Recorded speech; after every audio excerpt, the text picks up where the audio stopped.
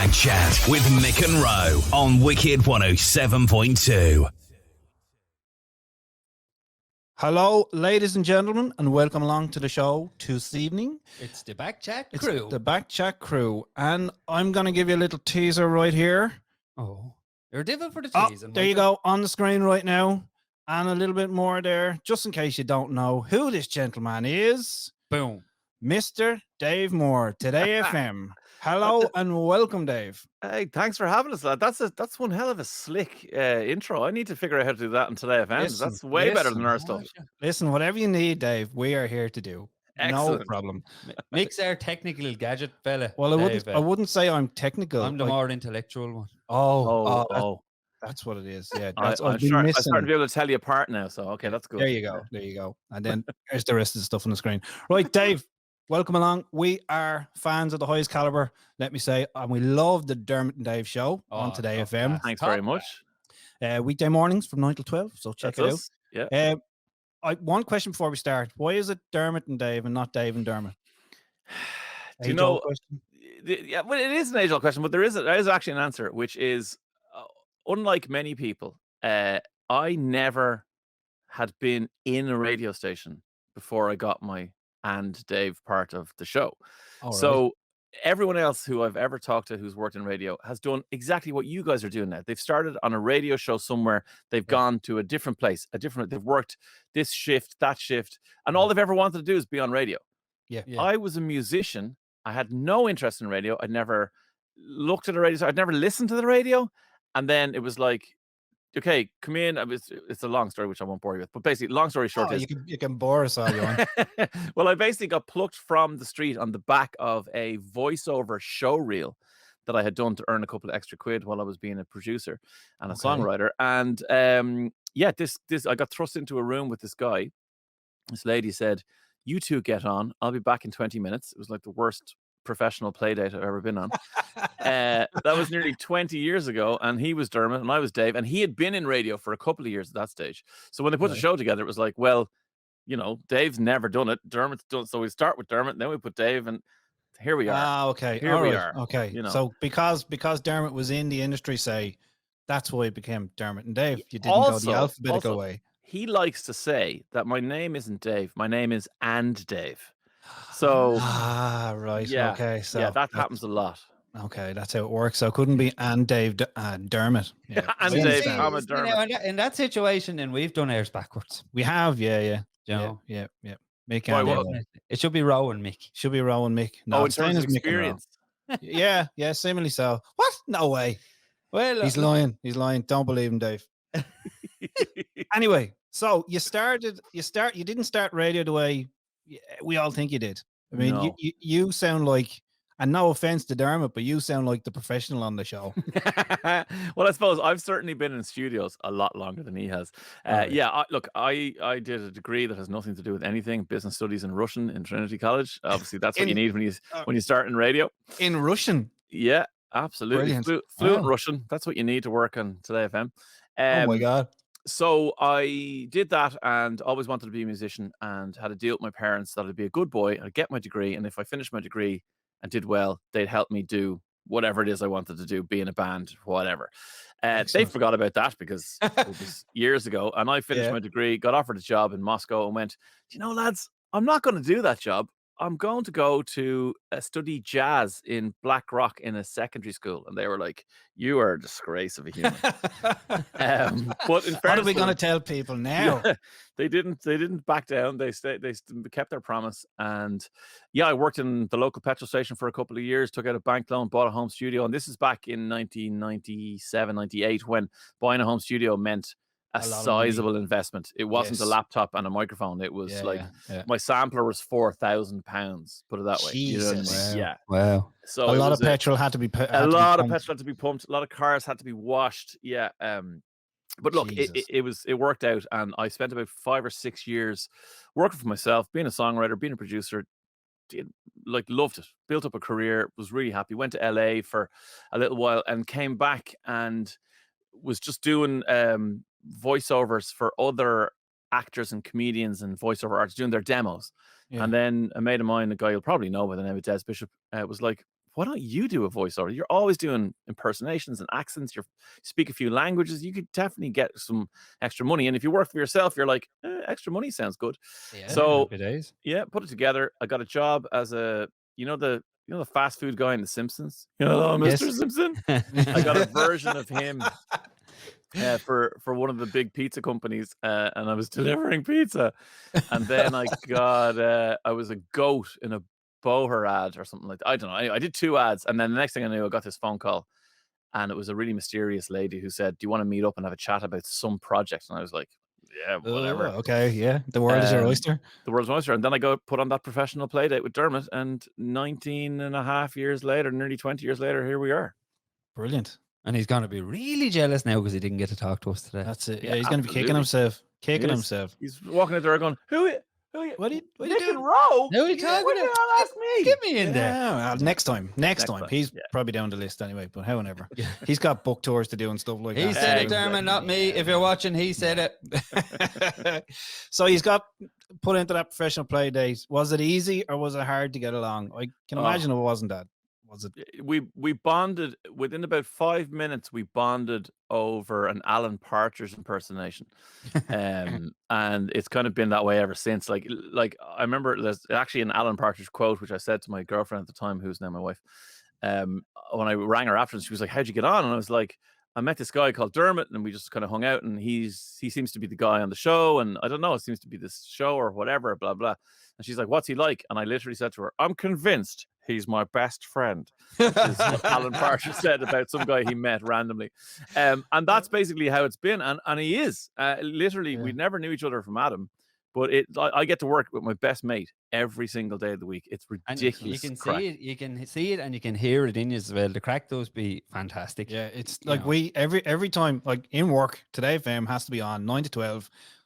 Whatever the other shows, Dermot and Dave has to be on. Brilliant. And you can see customers even stop and go, "Oh, hold on, shut up there.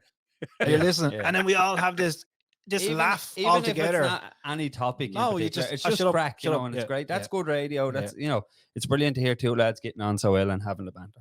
Yeah, and I think like we kind of realized pretty quickly that the key ingredient for our show, and this is a big kind of thing we've kept all along, is fun, And not laughter. funny. Now, I don't mean like as in we don't try to be funny. Of course we do. Like we do comedies, we do specific comedy stuff. But in terms of the general vibe of what we do, let's just have fun.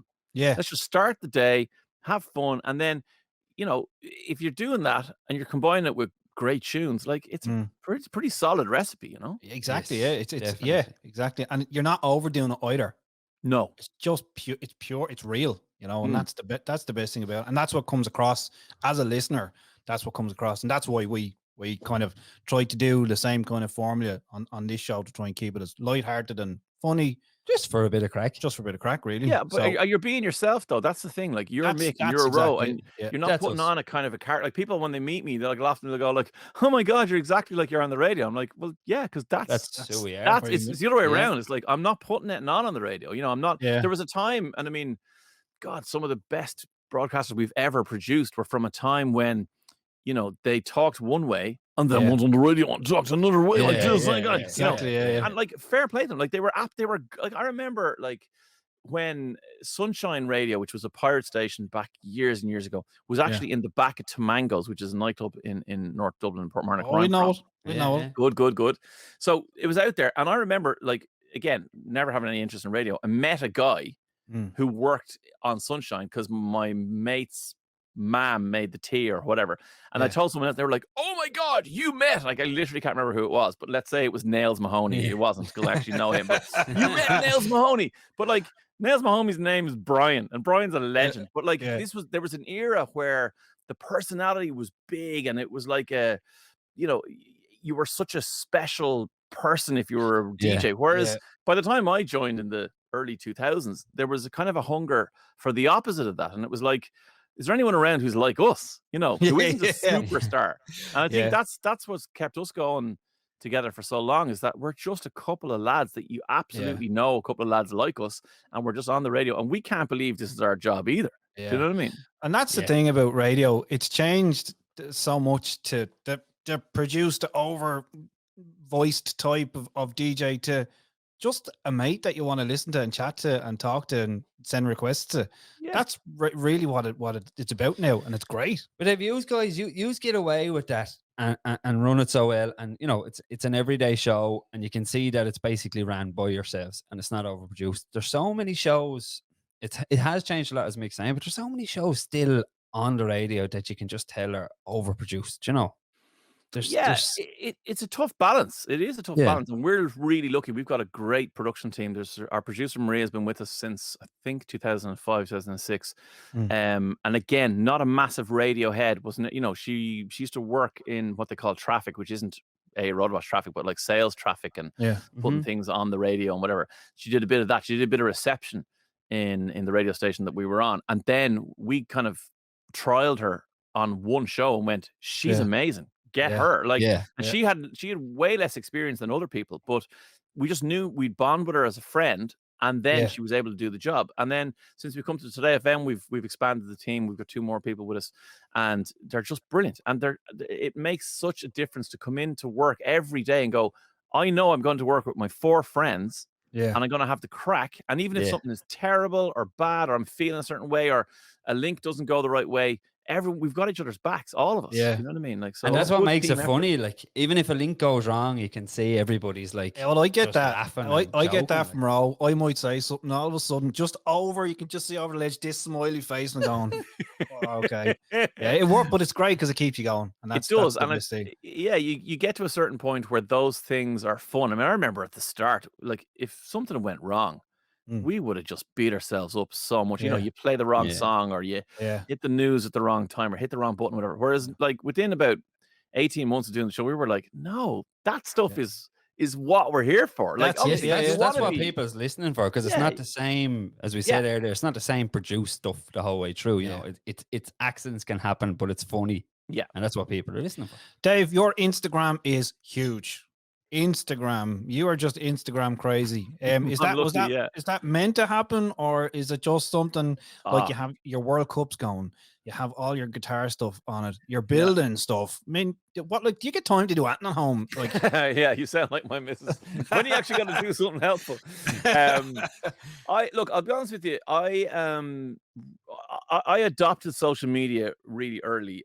As in, I was on Twitter. I joined Twitter in 2000 either late 2007, early 2008, I can't remember, but very early on.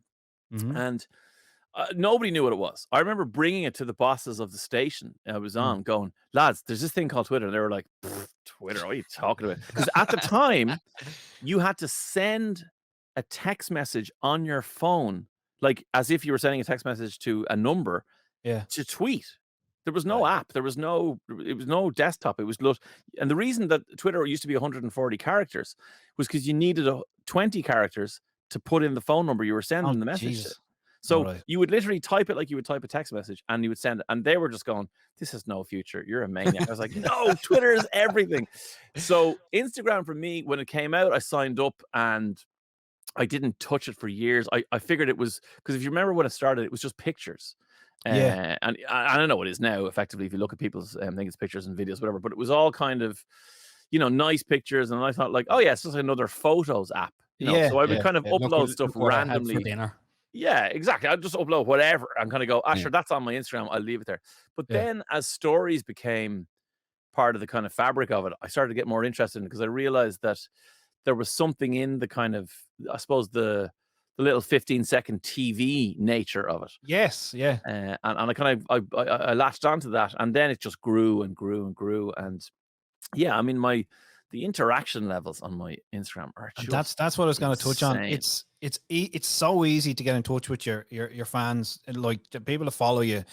It's so easy to be in touch with them by just giving, like you say, 15 seconds of a video. Just there you go. Yeah, and it's it's amazing, especially with the likes of the World Cups and all. The feedback from that must be amazing. Oh, it's insane. Like and good and bad, but it's all in good crack, like all in and I'm like I'm an idiot. Like, I started off when I got it. First of all, when I was on Twitter, because I started so small, obviously everyone does, but I started when Twitter, the universe was small, if you know what I mean. Yeah. Every time someone sent you a tweet or a message, I'd reply, because there was only A few. 300 people that I knew on Twitter. It was fun, Yeah. I think now I follow 50 something thousand people on Twitter, and if I tried to keep up with the DMs and the constant game, I couldn't do It's it. impossible. But it was the same on Instagram. On Instagram, because again, the community was small when I began. When I started doing the World Cups, I still probably had, I don't know, tens of thousands. I don't know how many, maybe 20,000 followers, something like that. So it was still big, but Yeah. someone would message me and I'd get back to them and message me. And then I remember I did one, and I just couldn't believe the amount of DMs. And then I looked at swiped up on the story, and I see it depends. If you have a certain amount of followers, you can do insights on your Instagram that you can't do without it, whatever. It's kind of a business thing, whatever. Yeah, But I that's swiped up and I had a look, and there were 3,300 replies to one story. My God. And I was just like, this is insane. Like, what am I doing? Like, I can't. I'd need to hire 6 personal assistants to get back read to all people. of them. Yeah. So I suppose, like, it is just that thing of like, now, I can't get back to everybody, but I'll try and get back to as many people as can, and especially people who, they go into that bit of your messages where it's requests, so they haven't messaged you before. Yeah. I'll always be like, hey, listen, thanks for that, or good to have you, thanks for playing, or whatever it is, just to let them know that, like, I'm not gonna be able to get back to everything, but I'm trying, So I kind of, in terms of like how I manage the time on it, I kind of set aside a window and go, right, I've got half an hour now. I'm going to do Instagram. Yeah. And just go in and bang, bang, bang, bang, bang, bang, reply. You're doing that while you're watching football, or you're with the kids or something like that. And you're trying to do everything. And fair play to you. You do it. You do, like, I get up in the morning and check the stories. My God, the amount of stories from the World Cups and stuff like that. And you're like, okay, yeah. Do me votes and stuff like that. But it's amazing. It's really amazing that people just love voting on things and things they've no interest in. That's my favorite bit about it. Is like, because the first one I did was my guitars. Yeah. And I just picked 16 of my guitars and put them against each other with absolutely no explanation as to whether a guitar was good or bad or expensive or cheap or whatever. I just went, what do you think they look like? And the messages I got from people going, I don't know anything. I've never touched a guitar, but if that red one doesn't win the quarterfinal, I'm going to kill you. You know what I mean? I was like, yes, this is it. It's brilliant. It's brilliant. Your favorite World Cup? I have to ask you, what was your favorite one so far? Oh, wow. I think the food ones are insane in terms of the reaction. So things like the first one I ever did, I think, was comfort food, and people just went balubas for it. Then last week's food one was takeaway. pretty much watering. Every time you look, Jesus, now I need a takeaway. Yeah. I actually had what won it?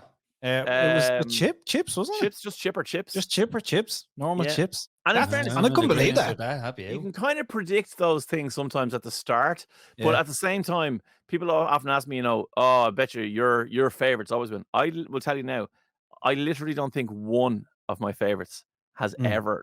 So if I do a World Cup on, best movie villain, out first round. Best, like, whatever, guitar solo. What are they trying to tell you, Dave? There's someone trying to tell you something. My taste is terrible. That's what I'm getting. Well, if cheese and crackers aren't to go, boy, my God, there must be killings in the studio about that. Cheese and crackers. Absolutely. Yeah, I mean, like, we, because sometimes you guys will know, you might ham something up for something. You might have a bit of crackers up, and you go like, of course, there's no way he likes that song. Yeah. I never win. But in cheese and crackers, no. Cheese and crackers is it's real. real. It's absolutely real. Now, there are often songs that Dermot might put up as a cracker, particularly if it's on the heavier side of things or hip hop, that I actually genuinely like. But I promise you, whatever my cheese song is, I like that more. And that's what I'm really, I'm going, I love Cypress Hill, but I hope they lose because Celine Dion needs to win. You know what I mean? Has to be Alone, I bet you, as well. Oh, is it? what a tune. Jesus, yes. Dave, did I know you're talking about DJing Maria's wedding and stuff like that, but did you do mobile DJing and stuff like that in your past? Not until very recently, when somebody came along and went, "Hello, would you like a sack of money to play songs?" And I went, "Is this for real?" Please. I said, please. So I started to do it. Actually, sorry, no, that's a lie. Before someone offered me a sack of money, this sounds like a name drop conversation, but basically, Vinny who's the drummer in Codaline, was getting married. And I was on holidays in Spain, and he rang me, and we're just on the way with the family, and he rang and he said, listen, or he texted me and said, can I give you a ring? And I was like, yeah, look, I'm away, but buzz me. Like, it's fine, whatever.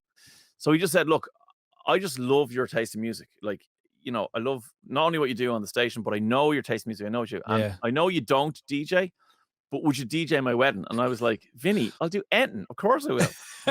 Is it?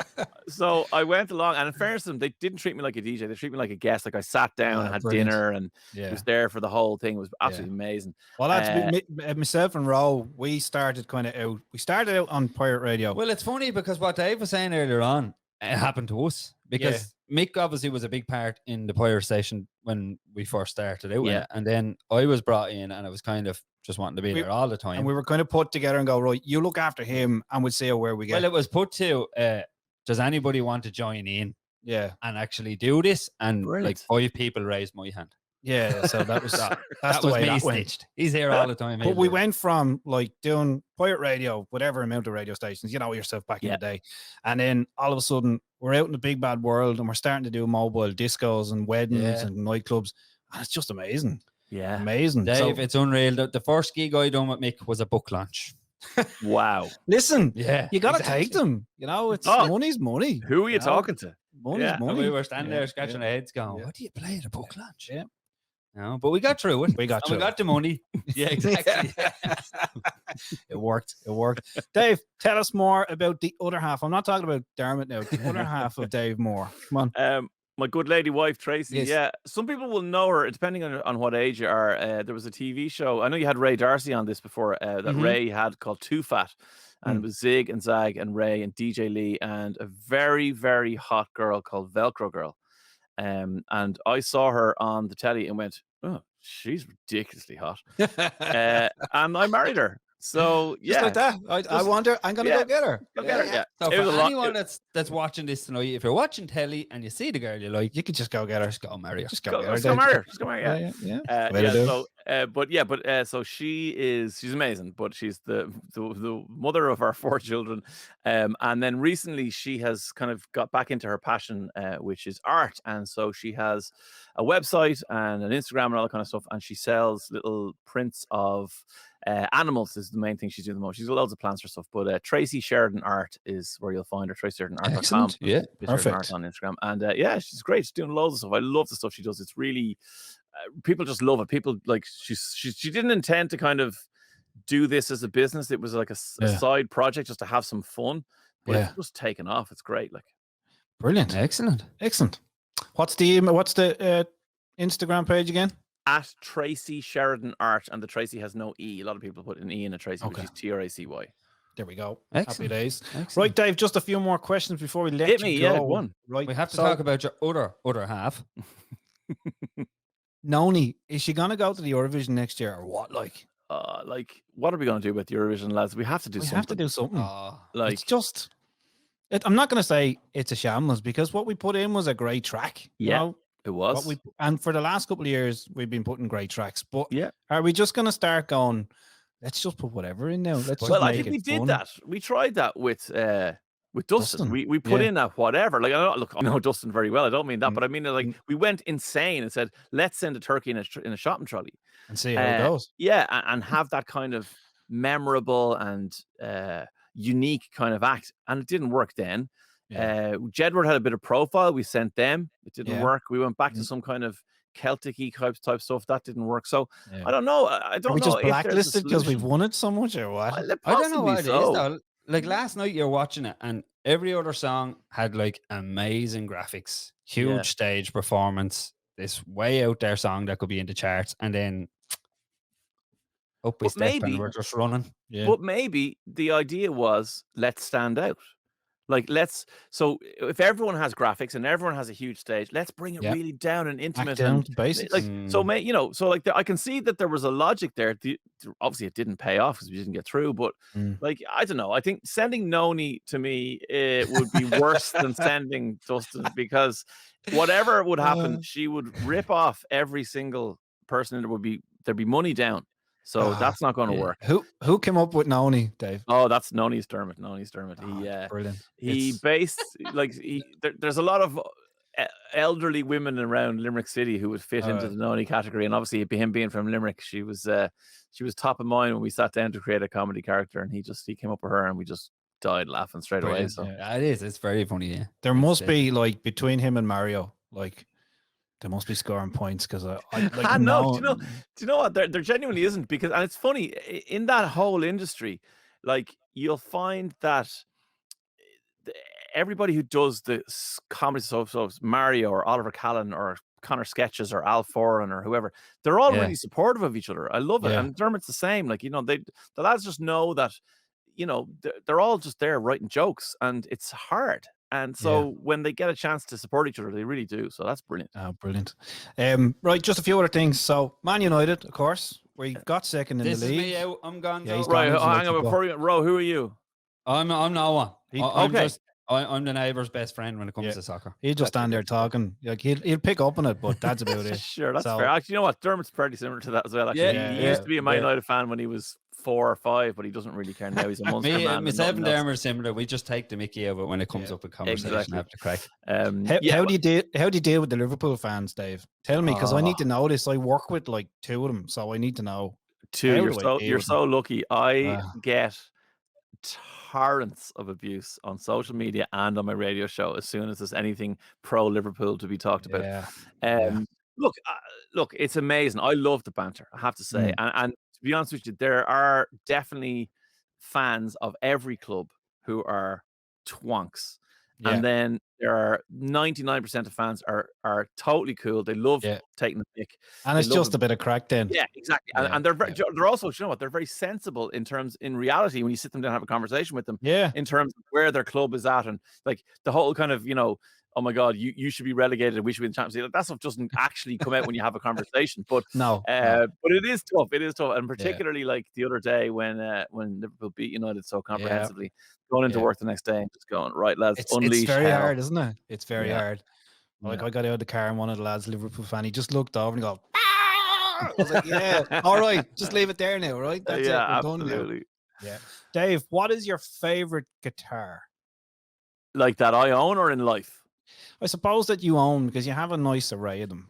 I do. I'm very lucky. I've loved guitar. I picked up my first guitar when I was about 12, and I'm a massive metalhead, and I just love thrash metal of the 80s and 90s, and I still now listen to lots of stuff, but that's kind of the peak, I suppose, of my musical love. So I own a guitar, which there's a story about. Now, I can't confirm this story, but apparently there was a point in Slayer's career where Kerry King, who's the guitarist in Slayer, was moving guitar endorsements. In other words, these lads are so lucky, they get to be in the biggest bands in the world, but also they get given guitars, put their name on by it. brands or whatever. So he was with one brand and he basically put it out there. He said, you know what, I'm going to move from that brand. Who wants me to be their next, brand endorsee or whatever. Yeah. So Hamer, ESP, and I think it was it BC Rich? Look, I don't know. Anyway, the idea is Hamer, ESP, and another brand built him a guitar exactly to his spec. So this is the tremolo I want. These are the pickups I want. This is the wood I want. This is the finish on the paint I want. I want to have a particular kind of split coil kill switch, all this stuff, whatever. Yeah. And Kerry ended up going with ESP. So Hamer and this other brand, he would have been sound enough to return the guitars and go, thanks, lads. Because like these would have been built by the master builders in these companies, because it's for Kerry King, it's not going to be some production model. Yeah. So Hamer was a very small company compared to the other ones. And it basically said, who do we give this guitar to? And in Europe at the time, the only shop stocking Hamer guitars officially was Music Maker in Dublin, on Exchequer Street. And David Rind, who was the guy who used to own Music Maker, was a big metalhead. Yeah. So Hamer said, let's send the guitar to David Rind as a thank you. So it went up, like, that guitar shop stereotype, way like right 6, up. 7, 8, 10 feet up above the tills. This guitar hung up there. It's red and black. It's like a Zulu print. It's unbelievable looking thing. Yeah. So I was 16, got a job in the airport for the summer, and I was trying to join a band, as in a particular band. I wanted to get in as the guitarist in the band. And they said to me, right, by the end of the summer, you have to have a guitar and an amp. Because I had a guitar, but I had no amp. And the guitar was junk, and it sounded terrible. And I was plugging into, the guy had 2 inputs on his amp. We were both plug in, and it was so bad. You're like, if you want to join the band, you need a guitar and an amp. Get your own amp. I got a job. I was earning like a couple of 20 quid a week, whatever it was. Yeah. And I saved up all summer long, and I had £600, which was a Nice. lot of money back. This was 1991. Yeah. Yeah. But I was going in and I picked out this Marshall combi amp I was getting and this Jackson Charvel Stratocaster. I was like, they're my two things. And I used to go in every weekend. Yeah. And I call in and I'd have a look. No one bought that yet. No, put a deposit on this, whatever. And obviously, we'd all go in and everyone in the shop would stare up at this Hamer custom Kerry King guitar and kind of go, oh my God, whatever. So gradually, as I started to go in, a price went up on it. Now, price, I think at the time would have been £3,000 or something, or whatever, right? Yeah. And then the next time I went in, it was like $19.99. And the next time I went in, it was $14.99. And then it was $9.99. Your hands are like to your lips going, oh my God. Yeah. So I knew a lad who worked in there who lived in the same town I lived in. And I said to him, I was like, what's the crack with this guitar? And he goes, look, I don't know anything about it. Like, I think Dave just wants to sell it. The guy wants a shop. So I was like, oh yeah, well, I'm getting the Marshall and the Charvel. I'll be in next week. He's like, yeah, fine. Yeah. So I got my final pay packet. My dad dropped me off. I went in with the £600 in £20 notes. Like, it was like I looked like a proper drug dealer. And I went up to the counter and I handed over the cash. And I went, I'll take the Charvel and the amp. And he went, hang on a second. And he went upstairs and he came back down. He said, I just asked David Ryan if he'll take 600 cash for that guitar. I said, what? And he goes, the Hamer. And I was like, what? And he goes, and he will. So I literally just got this guitar, like ran out of as if like I had stolen it, because I was like, if he comes down and changes his mind. Yeah. So I put it in the car and said, Dad, go. And I was like, what is happening? I was like, just go.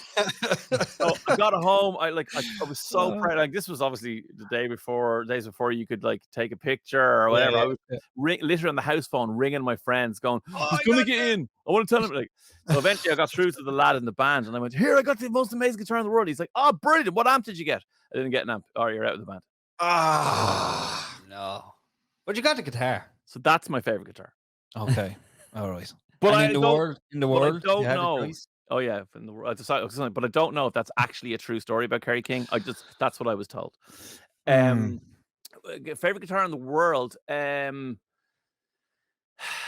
Like Metallica would be my favorite band, because of that era where I grew up and just fell in love with that music. So there are guitars that James Hetfield has had over the years that would just be like, I don't think I could cope if I actually got the chance to own one. But there's a white Explorer, ESP Explorer, where he had put different stickers on the end. It was just plain white, black pickups, different stickers on the end, like, metal up your ass, eat, swear words, more beer, all this other thing. He would do a different sticker every time. That guitar, if I could own that, I would pay stupid money for it. But Dave, we'll do what we can for you, right? Yeah, we'll put it out. A few connections. I used to work in a music shop, so I can. Thought see you were going to say we've got it here for you today, Dave. Yeah. No, only plumbing supplies here, I'm afraid. Sorry about that. Fair enough. We'll see what we can do, So, Dave, it's been great talking to you. Thank you very much. Fantastic. Tell us before we go, what's next for Dermot and Dave? I know Today FM, you're riding high, you're still there. Is there anything that we don't know that's coming up? Don't go to TV. Give us a drop. I wish I had some juicy news for you. No, I'll tell you one thing. Like, I know we've talked about Dermot before. Obviously, Dermot has become a meditation teacher in the last little while. He's released a book. He is going to be focusing on that for a while. So the radio stuff is staying absolutely 100%. But the other Dermot and Dave stuff at the moment, he's rightly so. He's focused on building that brand of him as a meditation teacher. He's doing live shows. He's doing a load of stuff. So he's got a whole plan there, and I think it's so great. I'm so delighted for him. He loves it so much, and it's brilliant. He's doing so well. So no, I think the Dermot and Dave stuff will be sticking to the radio for a while. But I'll be doing my stuff. He'll be doing his stuff, and then I'm sure in a period of time we'll come back together and concoct some crazy idea of something we can do. Has he tried to get you meditating together? Not together, but he is one of the reasons that I do meditate every day. All right, very good. I have watched a few of his Sunday morning ones. Yeah, they are. Yeah, they are quite good. You need to just turn off for a while just to zen yourself. It's funny. I would have been like everybody else who has no idea what it is or why you. Yeah, exactly, like you, Ro. And I was that guy. And I, myself and him and Brezzy, through that kind of association with the three lads, like I just kind of saw the two of them doing stuff for their mental health. And I was kind of like, I've never done anything like that. I've never needed to, I might just give it a bash or whatever.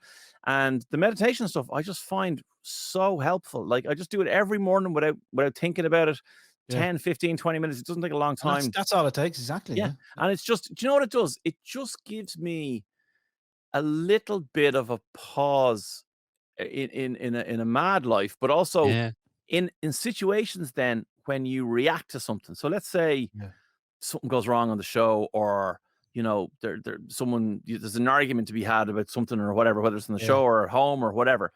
What the meditation gives me is a pause, just for even it could be a split second, to go, like, zoom out a bit and go, what's the crack here? Like, like, is this really that important that I need to, lose my temper, or is it just like, this person is thinking of things in this way, I'm thinking things in this way.